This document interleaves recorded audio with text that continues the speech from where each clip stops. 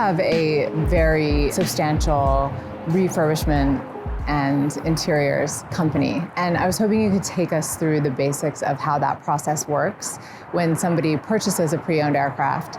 And for these purposes, I was hoping we could actually talk about if somebody's purchasing like a BBJ, for example. Right. Typically when a customer approaches us with a newly acquired aircraft, there's a need to either do refurbishment, system upgrades, cabin modifications, layout changes. That's the kind of things where we are really specialized on. And we offer a set of services to the customer, starting with our own interior design department, where we have a team of designers really specialized in drafting new layouts or drafting new design packages, choosing new materials, soft materials, new woods, reveneering or revarnishing the interior, changing carpets. That's the typical set of activities that are needed and that are requested by freshly new owners of such BBJs.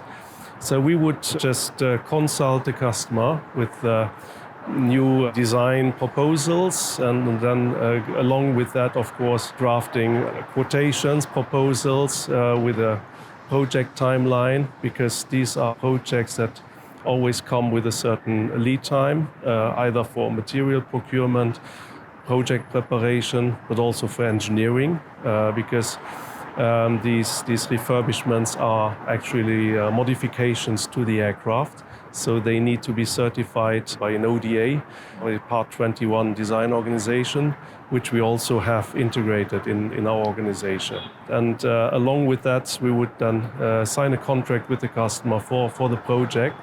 The aircraft would at some point then come to our hangars, and then we would start modifying the cabin, which means removing seats, removing interior, removing carpets. And then we have a set of shops within our facilities where we can have the capacity to do all those changes in-house. So we don't need to send anything outside to subcontracted organizations. And we would then start doing recovering seats, changing carpets, recovering panels in the cabin, new systems as well. Because one very important element are the systems, especially on the aging aircraft, where you would need to look at the obsolescence of systems. If a BBJ has 10, 15 years, you would definitely need to reconsider probably CMS IFE upgrades, changes to the connectivity, of course, which is a big topic over the last years, because there's been a lot of new options and new possibilities, new systems that came to the market. And we would then work on all these items, and then at the end deliver the aircraft to a happy customer, right. Potentially, and be the MRO of choice for the future. That's excellent. So can you give a little bit of advice to someone who maybe hasn't done this before? It can be very intimidating, even like thinking about doing this. And what should they be looking out for when choosing somebody to trust the aircraft with? If we look at larger planes like BBJ, we definitely would advise any customer, in case he doesn't have access, to approach potentially a consultant to really take the customer the long path of these processes, because we are looking at larger projects where there's a lot of new information and new, let's say, activities coming, where the typical buyer or typical owner would not be that familiar with cabin modification, with certification, with the requirements, and also ensuring that the work is carried out to his full satisfaction at the end. We also are working closely with either external designers or consultants like completion managers, who are typically the experts to take the customer by the hand and really make sure that he's comfortable with the whole process. Because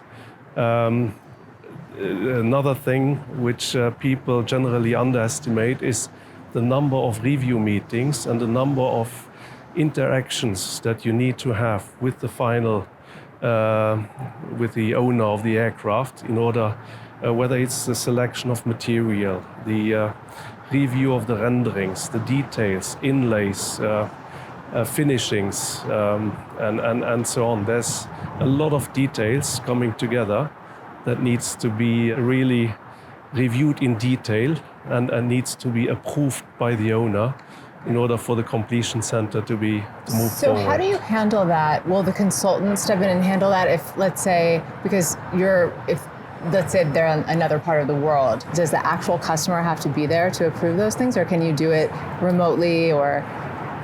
We do both ways. We are working a lot on governmental planes where typically the customers always have more than one person. They have teams. We have private customers that trust us, that trust just on the AMAC brand and on the AMAC quality, and they don't necessarily have people on site. But we also have, of course, customers, as I said, who contract completion managers who are then on site, either all the time or just for the meetings for defined periods.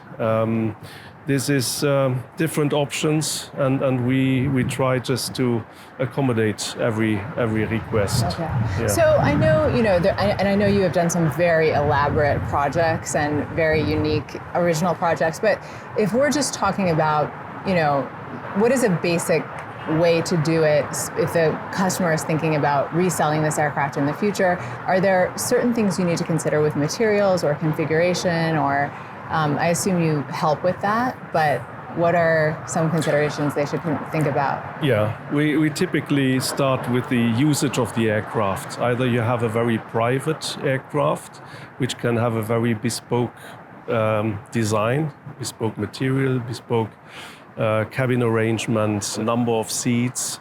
All these are the elements that are making up, let's say, the final project. We also have a lot of charter aircraft, so an aircraft going to the charter market is a different set of requirements. You need more seats, you need to have practical galley, you have to have a short ways for the serving, you need to have a bedroom that suits all the requirements. All of that really comes down to the usage of the aircraft. And here we are discussing that with the customer in order to define the best set of a solution, whether it's the arrangement, whether it's the systems, whether it's also the materials. Charter aircraft needs to be durable, so you need more durable materials, whether it's leathers, laminates, or NTFs, carpets. If you take a high-grade silk carpet in a charter aircraft, that, for instance, would be not advisable because it will be very expensive, will be a hand-tufted carpet, but you will ruin it probably after 6 months and you need to change it. So for this type of operation, we would consult the customer to go with a more durable carpet with collars that are more forgiving than others. Yeah, that's a great point. And are you seeing is there any way to say that if there's any trends right now? Are you seeing anything that? There are always trends and it always changes. We are working in different regions of the world. So whether it's Western Europe or the Asian Pacific region or Africa or the Middle East, you have different trends, different requirements. But within these regions, things are changing. If I can take one example, the Middle East, 15 years ago, 20 years ago, everything had to be gold, brown and goldish. This has changed completely. The new Middle East with the new leaders, the young generation owners, they are very Western oriented. They come with a very different design these days than their fathers, grandfathers had 15, 20 years ago. Yeah, that's so interesting. Okay, so one hot topic right now obviously is connectivity, because it seems like it's made a huge leap and that seems to be a massive, important thing. Nobody wants to be disconnected. So what are you seeing there? We see a general trend in cabin systems where in the old days you had very limited connectivity, but you had a more sophisticated entertainment system to compensate a little bit for it. This has changed in a way that entertainment systems get simplified. There's also more streaming possibilities from servers to PEDs. And then, of course, you have connectivity. Now, today's generation has really the desire to be connected all the time. And technology has changed in a way that we are having now broadband solutions for aircraft, where you can have like speeds which you have at home or at the hotel. And this is a big change over the last 10 years, I would say. We started back in the mid-2000s. Was 2015 when Ka band came to the market, which offered the first bandwidth of 10 Mbps upwards, offering really possibilities of streaming, Netflix in the aircraft, things like that, being connected by WhatsApp. That has changed by then. In the meantime, we have low Earth orbit systems, different systems available on the market. They offer bandwidth for up to 100 Mbps, even more. So you really have a big change there. So connectivity is the big thing. We as an integrator, we are offering all solutions. AMAC is a dealer for different systems, and we would consult the customer to see a little bit geographically where they operate, because not all systems can work everywhere in the world.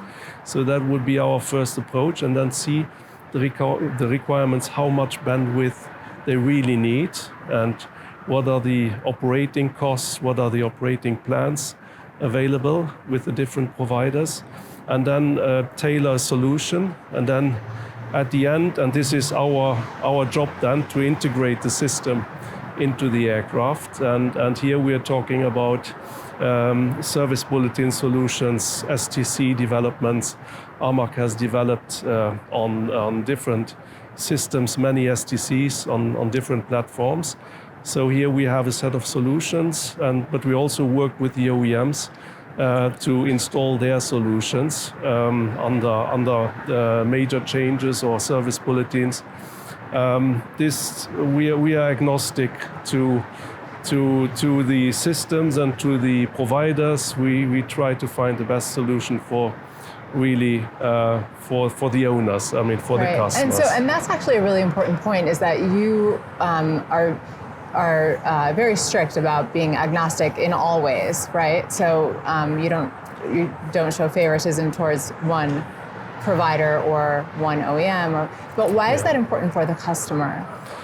Because the DNA of AMAC was always to be the independent integrator. We are not affiliated to any OEMs. We are privately owned, and we would like to be the neutral consultant and advisor to the customer to find the right solution for the customer. So how many people now work at AMAC? We are a group of companies. AMAC is actually a group of 8 companies in 6 countries.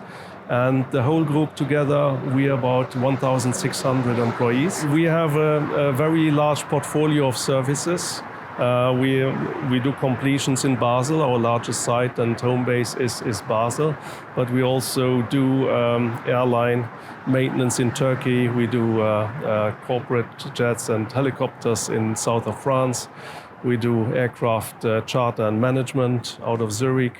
We are a very diverse group of different activities, and this is also something which proved to be a good fit to customers who are looking for one-stop shop solutions. So AMAC as such can offer more than just the MRO or the cabin configuration. We offer CAMO services, we offer aircraft management operation, we offer also solutions for aircraft records, digitalization and storage. It's a portfolio of different services that can be useful for typically VIP general aviation operators throughout the world. Yeah, and throughout their lives, right? Like you could come and just stick with AMAC throughout various different aircraft, right? Like as they go through Our customer base is, I would say, 99% recurrent customers. So we have a very loyal base of customers, and we are building long-term relations with our customers in general. Okay, all right.